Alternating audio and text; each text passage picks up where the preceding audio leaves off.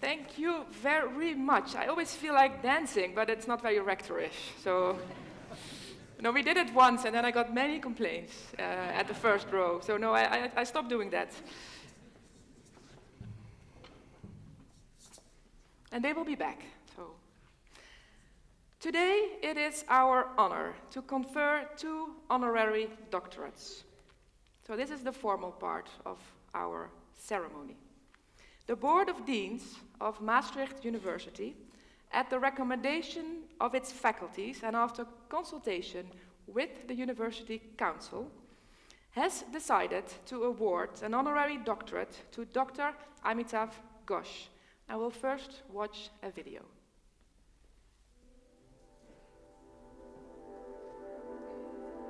Amitav Ghosh is an internationally renowned author of fiction. His novels recount global historical events from the perspective of everyday people living in places as diverse as India, Malaysia, Egypt, and Bangladesh. Ghosh has won many prestigious literary awards, including the French Prix Medici, the Indian Sahitya Akademi, and Ananda Puraskar awards. One of his books, Sea of Poppies, was shortlisted for the British Man Booker Prize. In 2007, Ghosh was handed one of India's highest honors, the Padma Shri Award, by the President of India. His writings outside the realms of fiction include his most recent book, The Great Derangement, Climate Change and the Unthinkable.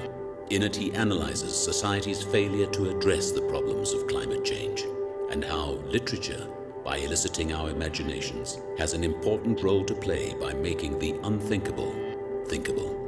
An acclaimed writer of both fiction and non-fiction, Ghosh's works have been translated in more than 30 languages, making him an influential intellectual in the academic world. Amitav Ghosh's careful historical research, his in-depth knowledge and experience with a diversity of cultures, and his extensive linguistic knowledge bring a truly global perspective to history. His works help us to reflect upon our own place and role in this interwoven world.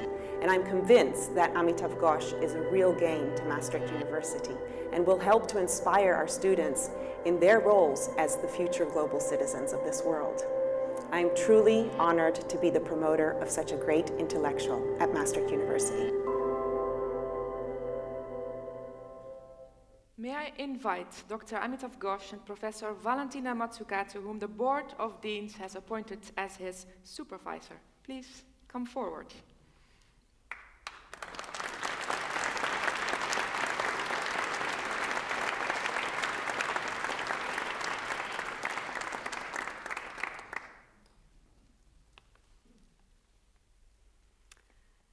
Dear Dr. Ghosh, dear Amitav, it is a true honor for me to confer this honorary doctorate on behalf of Maastricht University. You are a world-renowned author, winner of prestigious literary prizes from countries all over the world, such as the ones just mentioned in the film. You have written 10 novels, regularly contribute essays on contemporary issues to important news media such as The New Yorker, and you've recently published a book based on your Berlin lectures that you gave at the University of Chicago on climate change and the role that literature has to shake us out of our inactivity. And last but not least, your work has inspired scholars from a variety of disciplines, from history to comparative literature, from anthropology to global studies. Your novels craftfully weave the threads of people's lives and events, be they political, climatic, or social, to create a tapestry showing how interconnected our world is. Your novels are contemporary and historical, dispelling the myth that today we are more globalized than in the past. Based on careful archival research and a deep knowledge of various locations around the world, you bring particular moments of history alive, like in the Ibis trilogy, which recounts the Opium Wars, where you reconstruct events and lives of people who have actually existed and create new characters so as to make us enter into the perspectives of a variety of people who lived and participated in these wars, willingly or not. From the Indian female farmer obliged to grow poppies for Britain's opium trade, to the Indian low caste who rescues her from being burned at her husband's funeral. From the Armenian merchant who trades between India and East Asia, to the Chinese opium addict. from the Indian soldiers fighting the war for the British to the Chinese governors trying to keep the opium trade out of their country. From the French botanist to an American mulatto working on a trade ship. And if these lively descriptions and character portrayals and meticulous archival research were not enough to bring these historical moments alive for us, you go further and do a most wondrous thing. You let us into the language that these people spoke on merchant ships, where all of these cultures would meet. How is that possible, you might ask? How can you use a language that is no longer spoken and be read by readers all over the world, your books have been translated into more than 30 languages, and still have us understand, but not only understand, actually creep into the skins of people that you describe and make us feel what they're going through during the opium wars from the various perspectives? Well, I'm not a literary analyst, so I can't tell you how you do this, but to me, it's nothing short of magical. The way you reconstruct the multiple perspectives on a global event, such as the Opium Wars, which are still mainly taught in schools and universities from a Western-centric perspective. You're decentering and bringing forth a diversity of perspectives so that we can begin to empathize with different ways of understanding and experiencing an event. This is at the core of what we need to be teaching our current and future generations of students, to be able to become positive forces in this global world that we live in. Understanding how one's own life is situated and impacts people whom we have never met is the kind of sensitivity that we need to foster in citizens, current and future, to be able to constructively intervene in the global issues that are at stake today, such as climate change, migration, health pandemics, human rights. Developing global and multi-perspective sensitivities are at the core of our new Bachelor Global Studies that we aim to start at Maastricht University, and your work is a true inspiration to us. We hope to benefit from continued exchanges with you in the years to come. Already, the exchanges that we have had this week with our faculty members and our students with you have been truly inspirational. Thank you.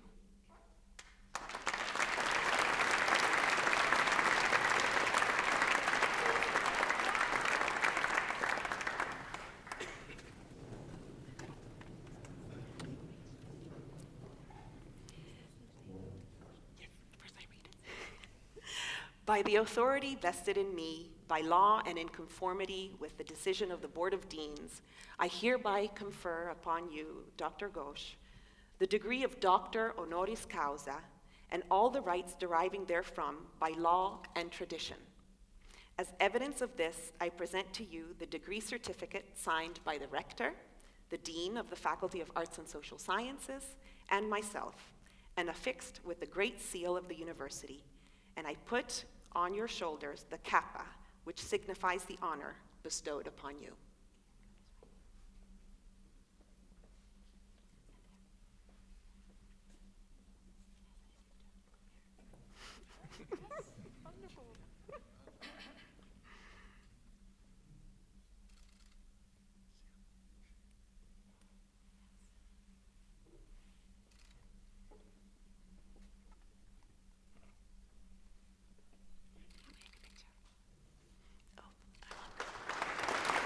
Sorry, I'm on the wrong side.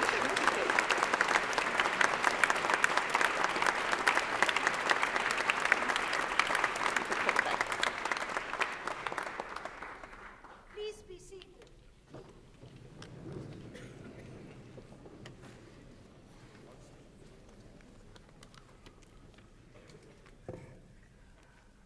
Well, I'm hugely honored and a little bit overwhelmed to be here today.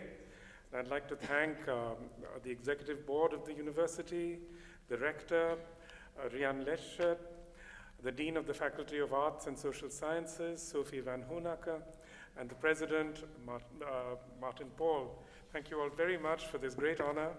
It's wonderful to be here at this university today. And most of all, I'd like to thank Professor Valentina Mazzucato, who has been my host here for these last 2 days, and who's made it a real pleasure for me. At the same time, it's moving and poignant for me to be here at this moment in time, a moment when it's increasingly clear that the era of endless progress that we were once promised is grinding to an end, and we are advancing into a time of cascading crises, the time that we have come to know as the Anthropocene. As I speak, thousands of young people across Europe have walked out of their schools and are in effect on strike, demanding that their leaders do something about the climate crisis. Universities too will soon have to confront this crisis.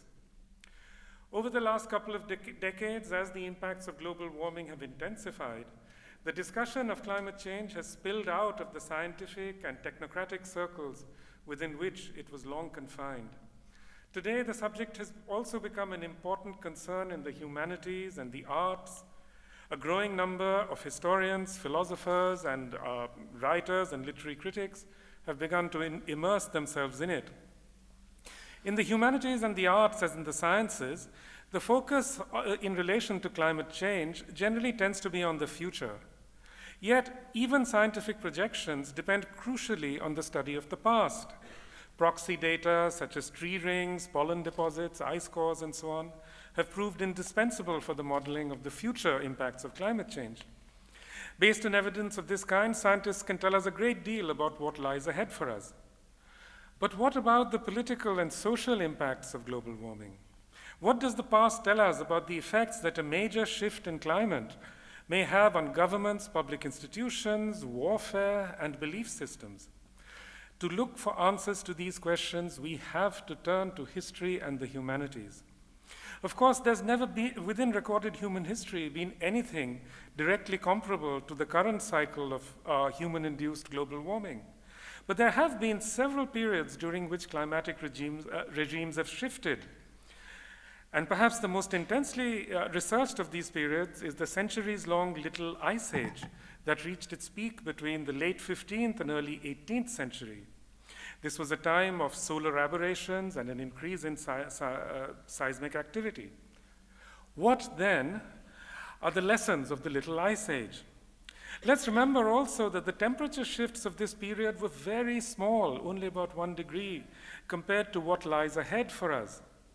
This makes the sheer magnitude of the social, political, and military upheavals of the Little Ice Age all the more striking.